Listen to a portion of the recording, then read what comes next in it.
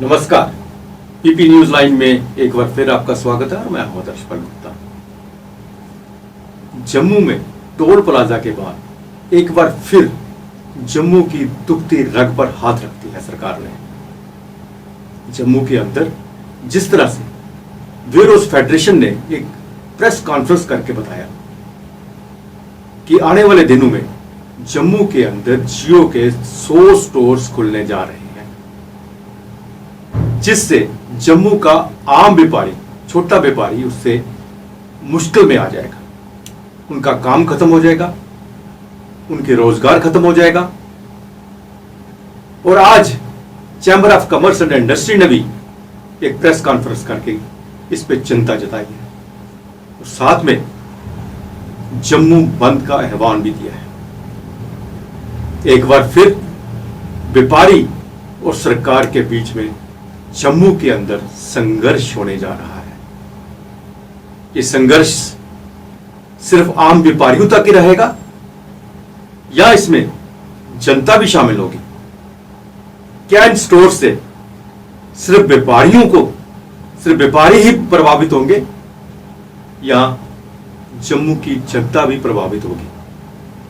और सबसे बड़ी बात है कि जम्मू कश्मीर यूटी के लिए दो नियम नहीं हो सकते, जम्मू के लिए अलग और कश्मीर के लिए अलग। आज हम इस पर चर्चा करेंगे। हमारे साथ है वरिष्ठ पत्रकार सतीश वर्मा जी। सतीश जी, आपका बहुत बहुत स्वागत है। शुक्रिया। सतीश जी, जब से जम्मू कश्मीर की यूटी बनी है, जम्मू कश्मीर के अंदर, खासकर जम्मू के अंदर हर रोज एक नई समस्या पैदा हो रही है। कभी हम दरबार मूव को बात लेते हैं, कभी हम टोल प्लाजा की बात करते हैं, कभी शराब की दुकानें, बैंक्वेट हॉल, ये सब चीज़ों को लेके जम्मू हमेशा संघर्ष कर रहा है जब से यूटी बनी है। अब एक नई बात सामने आई है कि रिलायंस जम्मू के अंदर 100 से ज़्यादा स्टोर खोलने जा रहा है, अपने रिटेल स्टोर खोलने जा रहा है। यहाँ अंडर वन रूफ सब चीज़ें आपको मिलेगी और जिससे व्यापारी वर्ग परेशान है और वो कह रहे हैं कि इससे छोटे व्यापारी यहाँ वो सफ़र होंगे, उनका व्यापार खत्म हो जाएगा, अनएम्प्लॉयड बढ़ेगी और इसके लिए वो संघर्ष करने को भी तैयार हो गए हैं और आज उन्होंने बुधवार को जम्मू बंद की अपील भी की है। क्या कहना है?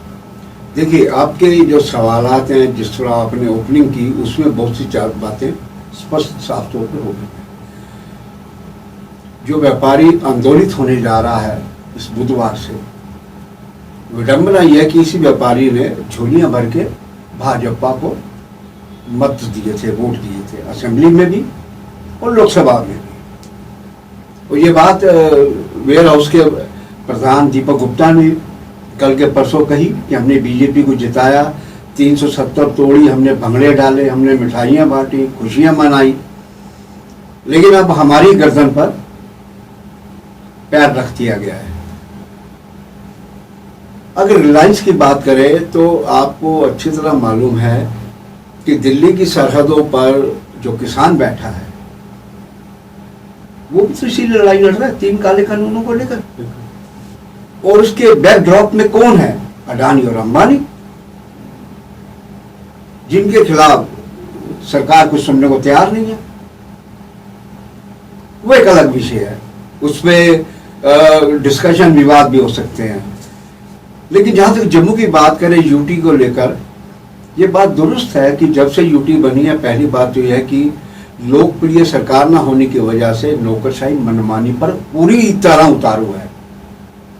मैं जिस प्रोफेशन से हूँ, आप जिस प्रोफेशन से हैं, इसका जो सूचना निदेशक विभाग है, हैरत की बात है कि इसमें पहली बार हुआ है कि डायरेक्टर जो आए हैं एडिशनल चार्ज, उन्होंने आज तक एक्रेडिटेशन कार्ड ही नहीं दिए पत्रकारों को। मतलब ये बड़ी विडंबना की बात है। आप इससे सही कर मान लगा सकते हैं, जो पत्रकार समाज का दर्पण है, समाज की दिक्कतों को आम जनता के आगे, देश के आगे, समाज के आगे लाता है, पत्रकार के साथ जगह है। इसका सीधा मायने यह है कि नौकरशाही इस वक्त पूरी तरह यूटी पे काबिज है। वो जो चाहती है प्रपोजल भेजती है, उस पर ठप्पे लगकर आ जाते हैं। रिलायंस की बात करें, रिलायंस आउटलेट खोलने जा रहा है, जाहिर है कि उससे जो कारोबारी, चाहे छोटा कारोबारी है बड़ा कारोबारी है, सीधा प्रभावित तो उसी ने होना है।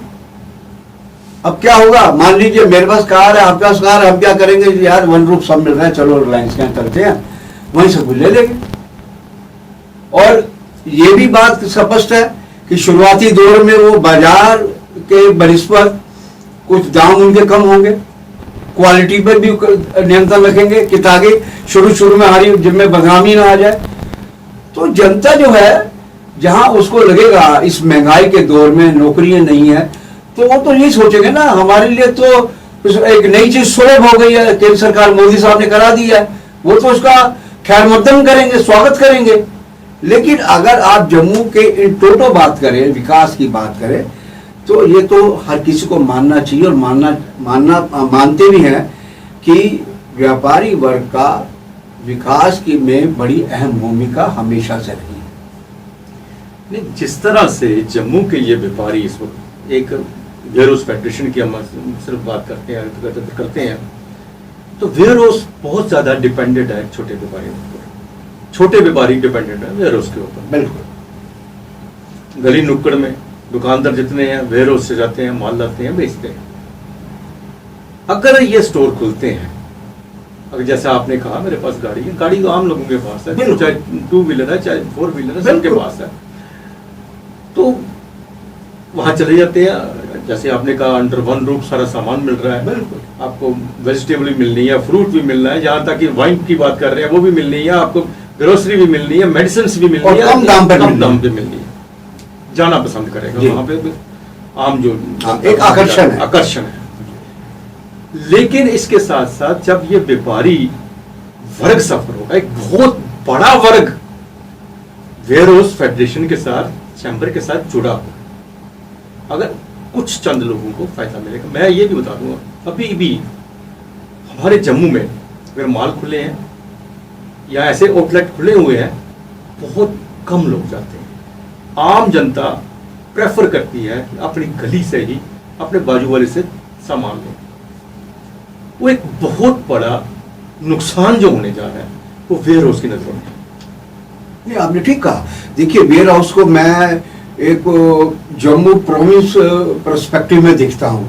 इसी वेयर हाउस से केवल आरसपुरा नहीं जाता सामान, डोडा भी जाता है, भदरवा भी जाता है, कई जगह जाता है। जो दूर दराज के इलाके, वहां से व्यापारी आते हैं, सामान ले जाते हैं इकट्ठा।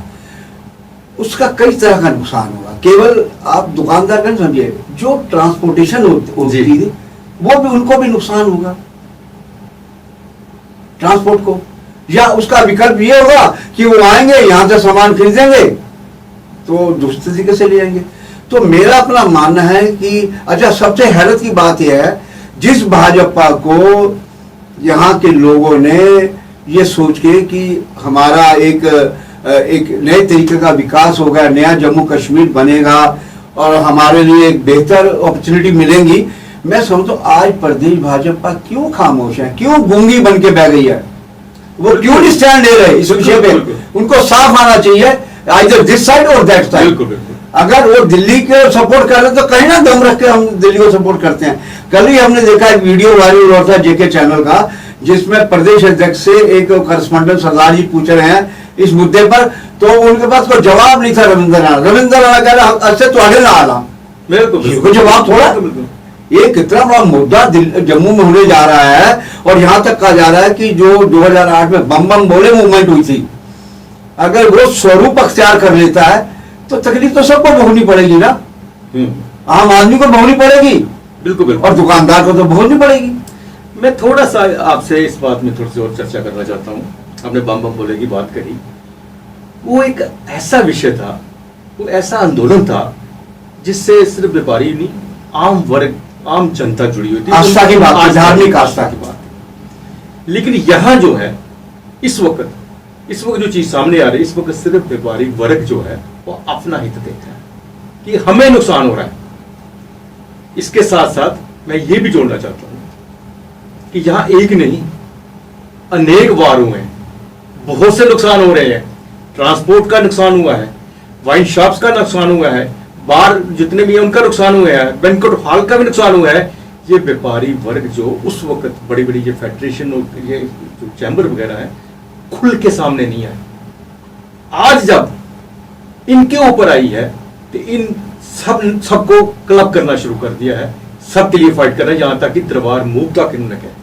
नहीं, मैं आपने ये बहुत ही सुंदर, बहुत ही कह रहे एक बेहतरीन आपने बात कही है।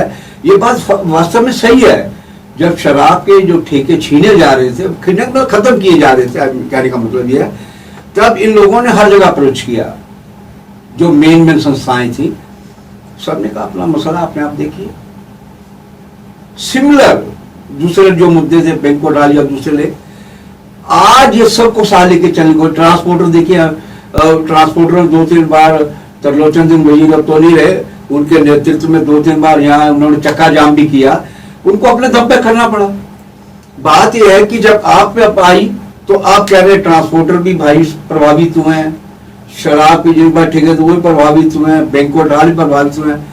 तो भैया आप क्यों नहीं वाइडर कंसेप्ट में उस टाइम चले, सोच के कि अगर आग उसके घर में लगी, आग बढ़ती बढ़ती मेरे घर तक भी आएगी। और वही हाल हुआ कि आग मेरे घर पर आ गई है, तो मैं कह रहा हूँ कि अजहर जी आप बचाइए, मैं आपका मुद्दा उठाऊंगा। और कल तक अजहर जी ये मुद्दा हमारे से समर्थन है, हमने कहा जी आप अपने विषय पे आप खुद सोचिए। तो ये जो एक स्वार्थ था, मैं समझता हूँ। और अब भी जो आपने धार्मिक आस्था की जो बात करी, वो बात आपने बड़ी पायदार बात करी है।